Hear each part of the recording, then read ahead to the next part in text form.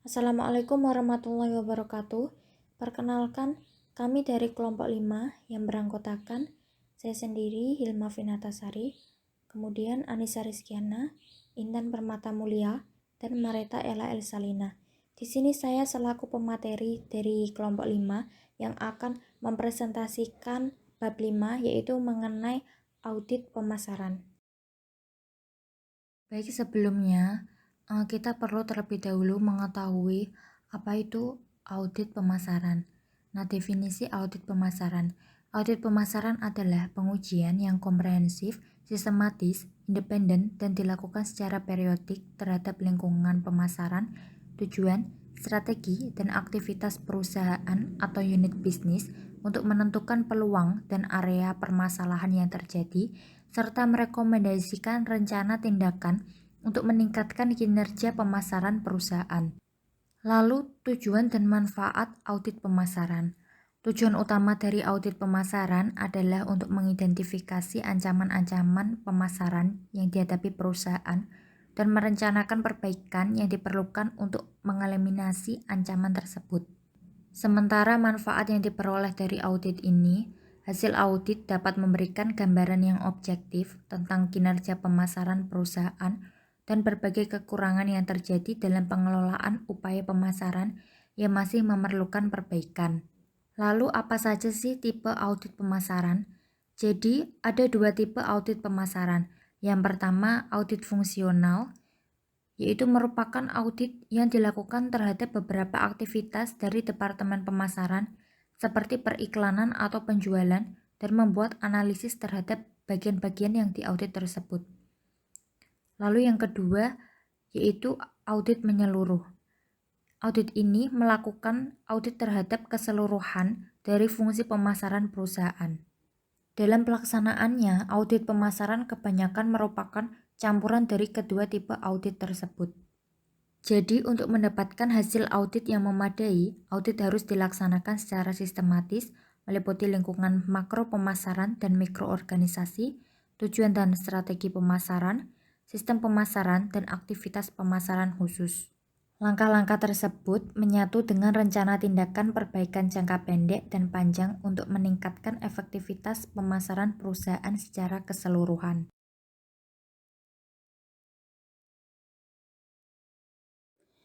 Ruang lingkup dan tujuan audit. Audit pemasaran dapat mencakup 6 wilayah utama dalam pemasaran, yaitu sebagai berikut. Yang pertama, audit lingkungan pemasaran. Nah, dalam audit lingkungan pemasaran itu mencakup penilaian terhadap pelanggan, pesaing, dan berbagai faktor lain yang memiliki pengaruh terhadap perusahaan. Yang kedua, audit strategi pemasaran.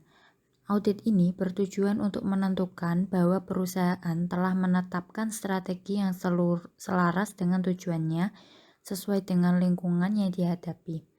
Yang ketiga, audit organisasi pemasaran.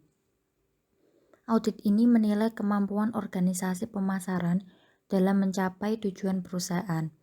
Yang keempat, audit sistem pemasaran. Audit ini menganalisis prosedur yang digunakan perusahaan untuk memperoleh informasi perencanaan dan pengendalian operasi pemasaran. Yang kelima, audit produktivitas pemasaran. Audit ini menganalisis produktivitas dan profitabilitas produk, kelompok pelanggan, atau unit analisis yang lain di dalam pemasaran. Dan yang keenam, audit fungsi pemasaran. Audit ini merupakan audit vertikal atau analisis secara mendalam terhadap setiap elemen bauran pemasaran, seperti produk, harga, distribusi, tenaga penjual, periklanan, promosi, dan lain-lain. Selanjutnya, tahapan-tahapan audit pemasaran. Jadi pada dasarnya pelaksanaan audit pemasaran bisa mengikuti tahapan audit secara umum, yaitu yang pertama audit pendahuluan, yang kedua review dan pengujian atas pengendalian manajemen perusahaan, yang ketiga audit lanjutan, dan yang keempat pelaporan. Pelaksana audit bisa berasal dari dalam perusahaan, seperti spesialis atau manajer departemen atau divisi yang dimiliki perusahaan, atau juga bisa berasal dari luar perusahaan, seperti konsultan atau auditor eksternal. Audit harus dilakukan secara sistematis, mengikuti tahapan-tahapan yang telah ditentukan, baik yang dilaksanakan secara komprehensif maupun yang hanya menyangkut beberapa aktivitas pemasaran. Jadi, agar dapat menjalankan penugasan dengan baik, maka seorang auditor pemasaran harus memahami dan mendalami proses pemasaran. Proses manajemen pemasaran. Proses manajemen pemasaran merupakan proses menganalisis peluang-peluang pasar, memilih pasar sasaran, mengembangkan bauran pemasaran, dan mengelola upaya pemasaran. Nah, dalam hal ini ada 3 proses manajemen pemasaran. Proses yang pertama yaitu menentukan konsumen sasaran. Jadi perusahaan harus memilih segmen terbaik yang akan dilayani dan merancang strategi yang tepat untuk memperoleh laba yang tinggi dalam melayani segmen tersebut. Nah, proses ini meliputi 3 tahapan penting, yaitu 1. Segmentasi pasar, penetapan pasar, sasaran, dan penentuan posisi pasar. Tahapan yang pertama yaitu segmentasi pasar, merupakan proses pengelompokan pelanggan ke dalam kelompok-kelompok tertentu dengan kebutuhan, karakteristik, atau perilaku yang sama. Segmen pasar bisa dibedakan berdasarkan faktor geografis, demografis, fisikografis, dan perilaku. Tahap yang kedua yaitu penetapan pasar sasaran. Ini merupakan proses untuk mengevaluasi setiap daya tarik segmen pasar dan memilih satu atau lebih segmen yang akan dimasuki. Jadi setelah memutuskan segmen pasar yang akan dilayani, perusahaan harus menentukan posisi apa yang ingin ditempatinya di segmen-segmen tersebut. Dan tahap yang ketiga yaitu penentuan posisi pasar. Dalam hal ini yaitu untuk mengatur suatu produk dalam menempati tempat yang jelas, berbeda, dan diinginkan relatif terhadap produk-produk saingannya di dalam pikiran konsumen sasaran. Nah, identifikasi terhadap keunggulan bersaing adalah hal pertama yang harus dilakukan perusahaan untuk memutuskan posisi produknya. Dan proses yang kedua yaitu mengembangkan bauran pemasaran. Bauran pemasaran adalah seperangkat variabel pemasaran yang dapat dikendalikan dan dapat dipadukan untuk menghasilkan tanggapan yang diinginkan di dalam pasar sasaran. Keputusan bauran pemasaran meliputi keputusan terhadap 4 variabel penting dalam pemasaran yang dikenal sebagai 4P, yaitu product, price, place, dan promotion. Yang pertama, produk. Mencerminkan kombinasi barang atau jasa yang ditawarkan perusahaan kepada pasar sasaran. Yang kedua, harga atau price. Pada dasarnya mencerminkan pengorbanan yang harus dilakukan konsumen untuk mendapatkan dan menggunakan suatu produk. Nah, harga bisa dikendalikan perusahaan hanya berkaitan dengan beberapa jumlah uang yang harus diserahkan konsumen untuk mendapatkan suatu produk. Yang ketiga, place atau tempat, yaitu berkaitan dengan usaha perusahaan menjadikan produk selalu siap tersedia untuk konsumen sasaran dalam jumlah dan waktu yang tepat. Yang terakhir yaitu promotion. Ini mencerminkan berbagai aktivitas untuk mengomunikasikan dan mensosialisasikan keunggulan-keunggulan produk kepada konsumennya. Dan proses manajemen pemasaran yang terakhir yaitu mengelola upaya pemasaran. Pengelolaan upaya-upaya pemasaran melibatkan 4 fungsi utama manajemen pemasaran, yaitu analisis pemasaran, perencanaan pemasaran, implementasi pemasaran, dan pengendalian pemasaran.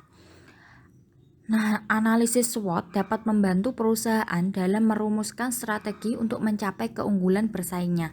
Jadi perusahaan harus melakukan analisis terhadap lingkungan pemasarannya untuk menentukan berbagai ancaman yang mungkin dihadapi dan beberapa peluang yang mungkin untuk dikelola. Di samping itu, perusahaan juga harus melakukan analisis terhadap kekuatan dan kelemahannya.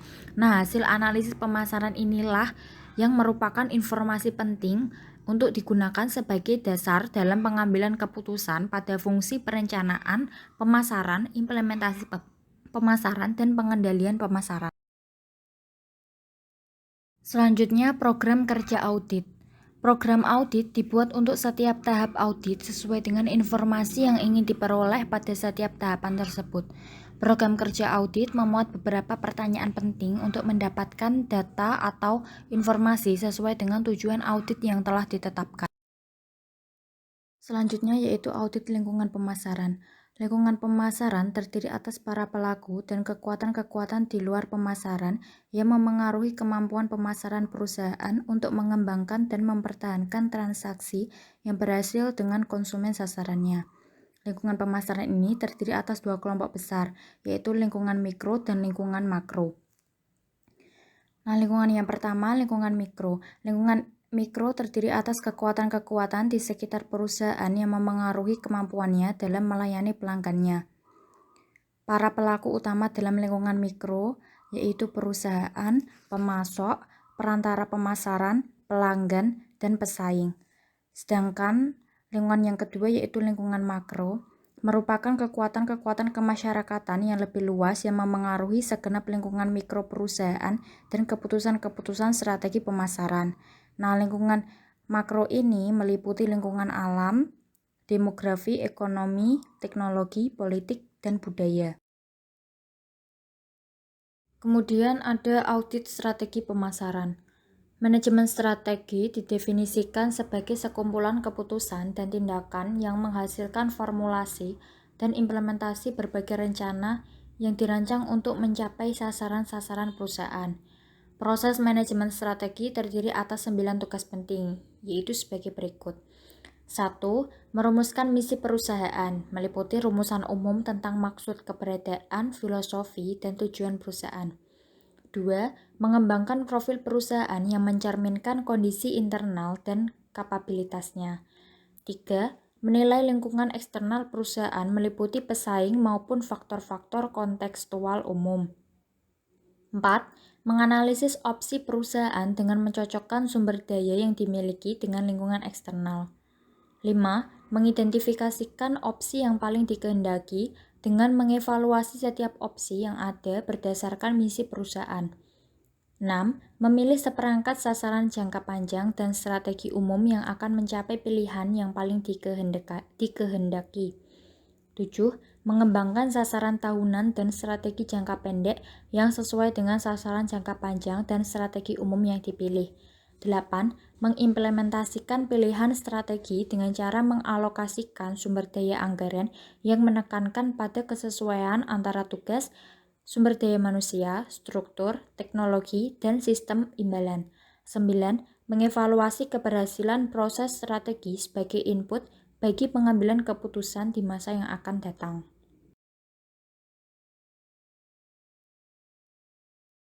Selanjutnya yaitu audit sistem pemasaran.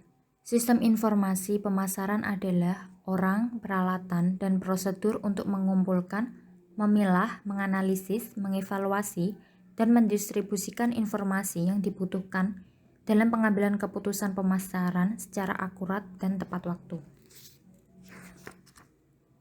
Sistem informasi pemasaran dirancang untuk menghubungkan kebutuhan manajemen terhadap informasi berbagai aktivitas pemasaran yang telah dilakukan dan memenuhi kebutuhan informasi tersebut dalam menjalankan fungsi materialnya. Suatu informasi pemasaran yang bermanfaat memiliki karakteristik sebagai berikut, yaitu relevan, cukup, kompeten, dan efisien. Nah, dalam audit sistem pemasaran ini ada sumber-sumber informasi. Nah, sumber-sumber informasi pemasaran dapat dikembangkan dari 3 sumber utama, yaitu catatan internal, intelijen pemasaran, dan riset pemasaran. Nah, catatan internal ini merupakan informasi yang dikumpulkan dari sumber-sumber di dalam perusahaan untuk mengevaluasi kinerja dan mendeteksi masalah serta peluang pemasaran. Kemudian, intelijen pemasaran. Intelijen pemasaran merupakan informasi harian tentang berbagai perkembangan yang terjadi pada lingkungan pemasaran. Dan yang terakhir yaitu riset pemasaran. Riset pemasaran merupakan fungsi yang menghubungkan konsumen, pelanggan, dan publik ke pemasar melalui informasi-informasi yang digunakan untuk mengidentifikasi dan mendefinisikan peluang dan masalah pemasaran. Lalu ada pemanfaatan dan kebutuhan informasi pemasaran. Dalam hal ini, manajer pemasaran harus secara optimal memanfaatkan informasi yang merupakan hasil dari sistem informasi pemasaran dalam pengambilan keputusannya. Nah, pemanfaatan informasi secara optimal dalam pengambilan keputusan Berarti manajemen telah memanfaatkan sistem informasi pemasaran yang dimiliki secara efektif dan efisien. Selanjutnya yaitu audit organisasi pemasaran.